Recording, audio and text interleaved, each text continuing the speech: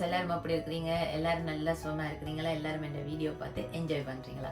இன்றைக்கு பாத்தீங்கன்னா நான் ஒரு டிஃப்ரெண்டான ஒரு ஹல்வா தான் செய்து காட்ட போறேன். இது வந்து நல்லா குயிக்கா செய்யலாம். இதோட பேர் வந்து என்னன்னு கேட்காதீங்க. இதோட பேர் வந்து கடாய் பிரசாதன்னு சொல்லுவீங்க.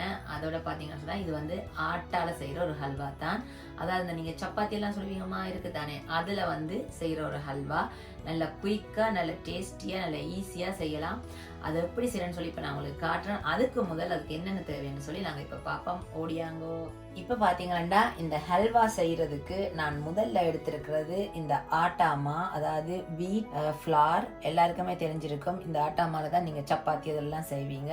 நார்மல் ஆட்டாமா நான் 1 கப் எடுத்திருக்கிறேன். நான் முக்கியமா உங்களுக்கு சொல்றேன் வந்து நான் எல்லாமே ஒரு அளவான கப்புகள் எடுத்திருக்கிறேன். இப்ப எந்த கப்ல நீங்க எடுக்கிறீங்களோ அதே கப்ல தான் மற்ற அளவுகளும் நீங்க எடுக்கணும். அப்ப 1 கப் ஆட்டாமா, அதுக்கு பிறகு பாத்தீங்கன்னா அதே அளவான கப்ல 1 கப் சீனி, அடுத்தது பாத்தீங்கன்னா 1 கப் நெய். இந்த நெய் தான் இந்த ஹல்வாக்கு சும்மா அந்த மாதிரி ஒரு டேஸ்ட் கொடுக்கக்கூடிய ஒரு ஐட்டம். அடுத்தது பாத்தீங்கன்னு சொன்னா நான் கொஞ்சம் பிஸ்தா எடுத்திருக்கிறேன். உங்களுக்கு நீங்க கஜு போட விருப்பம் வேண்டாம், கஜு போட்டு கொள்ளலாம். நான் இன்றைக்கு இதுக்கு பிஸ்தா எடுத்திருக்கிறேன். ஒரு கொஞ்சம் பிஸ்தா தான் நான் இதுக்கு போட போறேன். உங்களுக்கு கூட நட்ஸ் விருப்பம் சொன்னா நீங்க கூட போட்டு கொள்ளலாம்.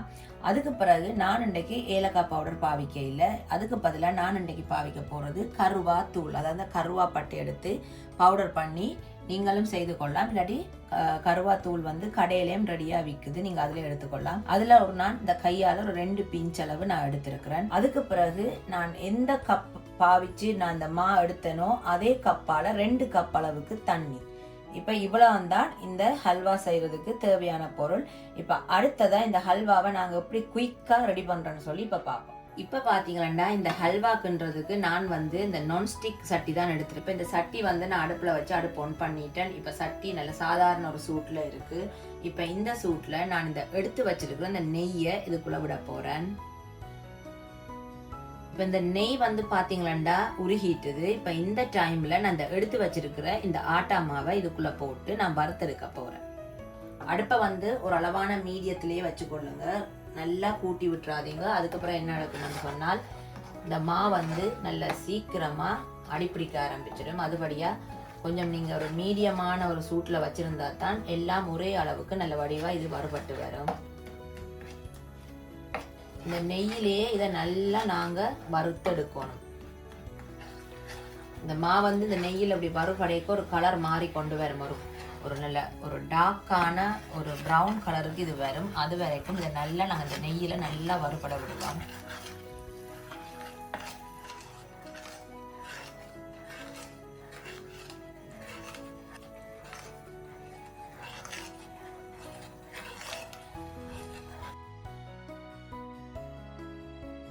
இப்ப பாத்தீங்கன்னு சொன்னா அந்த நான் போட்ட இந்த ஆட்டா மாட கலரை பாத்தீங்கன்னா நல்ல ஒரு ப்ரௌன் கலருக்கு வந்துட்டுது. இப்ப இந்த பதம் சரியான ஒரு பதம். இப்ப நல்லா இருந்த நெய்யில நல்லா வறுபட்டுது.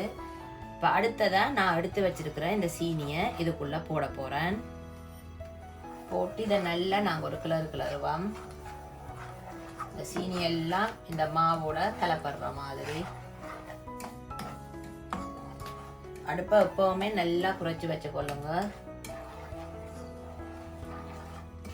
இப்ப நான் போட்ட சீனி வந்து இந்த மாவோட நல்லா கலந்துட்டுது. பாத்தீங்கன்னா உங்களுக்கே தெரியும், நல்லா கலந்துட்டு. இப்ப அடுத்ததா நான் எடுத்து வச்சிருக்கிற இந்த 2 கப் தண்ணிய நான் இதுக்குள்ள விட போறேன்.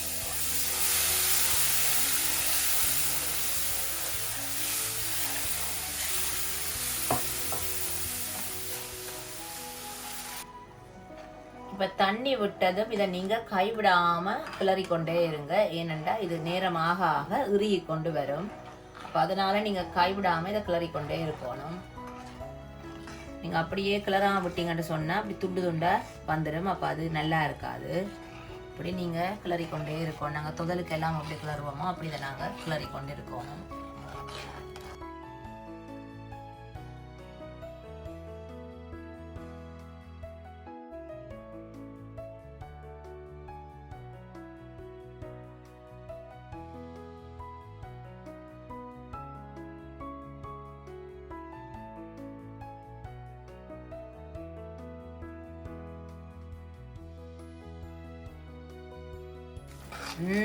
இப்ப பாத்தீங்கன்னு சொன்னா இந்த அல்வா நல்லா இந்த தண்ணி எல்லாம் எடுத்துட்டுது.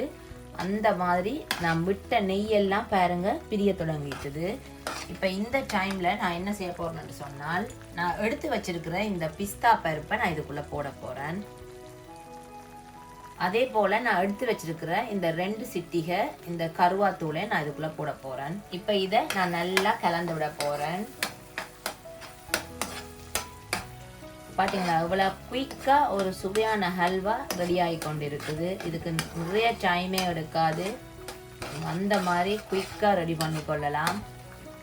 சும்மா அந்த நெய்யில் வந்து இந்த ஆட்டாமா நாங்கள் போட்ட இந்த ஆட்டாமா நல்லா அவியோணும். அப்போ தான் அந்த ஹல்வா வந்து ஒரு நல்ல ஒரு டேஸ்ட் வரும். பார்த்தீங்களா, நான் விட்ட நெய்யெல்லாம் பாருங்கள் அந்த மாதிரி இந்த மாவில் இருந்து பிரிஞ்சு வர தொடங்கிட்டுது. இந்த பதம் தான் சரியான பதம். இப்போ நான் வந்து அடுப்பை நிப்பாட்ட போகிறேன்.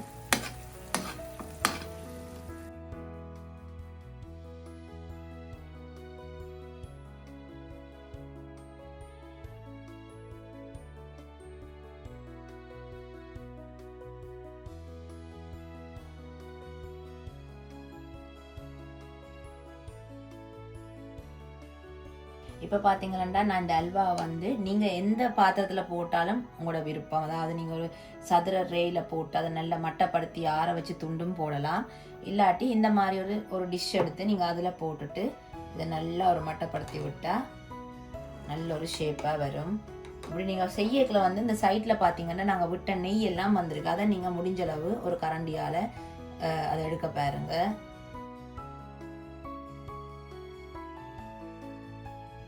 இப்போ இந்த சைட்டில் பாருங்கள், நான் அந்த நெய்யெல்லாம் வந்து தேங்கி நிற்குது. இப்போ நான் அதை இந்த கரண்டியாலேயே மெதுவாக எடுத்து விட போகிறேன்.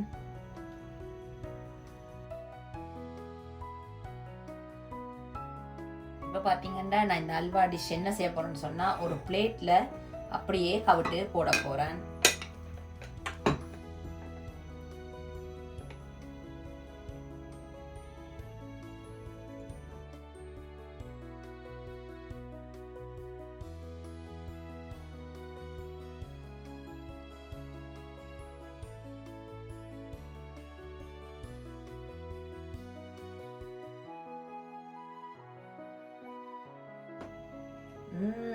சூப்பரான ஆட்டால ஒரு குயிக்கான அல்வா ரெடி ஆயிட்டு. அதாவது ஆட்டாண்ட ஆட்டா மாவுல நீங்களும் இதை வீட்டில் கட்டாயம் ட்ரை பண்ணி பாருங்க. நல்ல டிஃப்ரெண்டான ஒரு டேஸ்டாக இருக்கும். முக்கியமாக வந்து நீங்கள் அந்த நெய்யை நான் சொன்ன அளவுக்கு விட்டு செய்யுங்க. அப்போ தான் அது நல்ல ஒரு டேஸ்டாக இருக்கும்.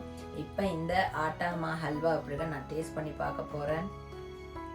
பாருங்க, நல்ல சாஃப்டாக இருக்குது. இந்த இது இன்னும் கொஞ்சம் நல்லா ஆறணும். இன்னும் கொஞ்சம் லைட்டான ஒரு சூட்டில் இருக்குது. இது நல்லா ஆறிட்டேன்னு சொன்னால் நல்லா இறுகி வரும்.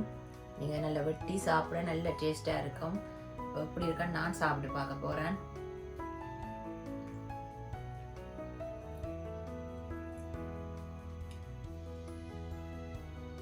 உண்மைக்குமே ஒரு வித்தியாசமான ஒரு டேஸ்டாக இருக்குது. என்னென்னு சொன்னால், நார்மலாக நீங்கள் நார்மல் கோதுமை மாலை செய்கிற ஹல்வாக்கும் இந்த மாதிரி ஆட்டா மாலை செய்கிற ஹல்வாக்கும் நிறைய டிஃப்ரெண்ட் இருக்குது. இது உடம்புக்கும் நல்ல ஒரு சத்தானது. நீங்கள் கட்டாயம் இதை ட்ரை பண்ணி பாருங்க. நல்ல வித்தியாசமான ஒரு டேஸ்ட்டாக இருக்கும். நீங்கள் இப்படி செய்து கொடுத்தா உங்கள்கிட்ட கேட்பேன், இது என்ன ஹல்வா, இது என்னன்னு சொல்லி கேட்பேன். அதனால் நீங்களும் இதை வீட்டில் கட்டாயம் ட்ரை பண்ணி பாருங்க. ட்ரை பண்ணி பார்த்துட்டு என்ன செய்யணும், கமெண்ட்டில் எனக்கு எப்படி வந்தேன்னு சொல்லணும். அதே மாதிரி இந்த வீடியோக்கு திரும்ப சொல்கிறேன், சப்ஸ்கிரைப் பண்ண எல்லாருக்கும் ரொம்ப ரொம்ப நன்றி. இதே போல் தொடர்ந்து இந்த வீடியோக்கு நீங்கள் சப்போர்ட் பண்ணுங்கள். சப்போர்ட் பண்ணி சப்ஸ்கிரைப் பண்ணுங்கள். முக்கியமாக நான் சொல்கிறது போல் எப்போவுமே மறக்காமல் லைக் அமர்த்துங்க, லைக் பண்ணுங்கள். அதே போல் என்னுடைய இந்த ஹல்வாவை வீட்டில் ட்ரை பண்ணி பாருங்க. வேறு என்ன ஃப்ரெண்ட்ஸ், நான் இதே மாதிரி நான் இன்னும் ஒரு வித்தியாசமான வீடியோவோட நான் உங்களை வந்து சந்திக்கிறேன். அது வரைக்கும் பாய்.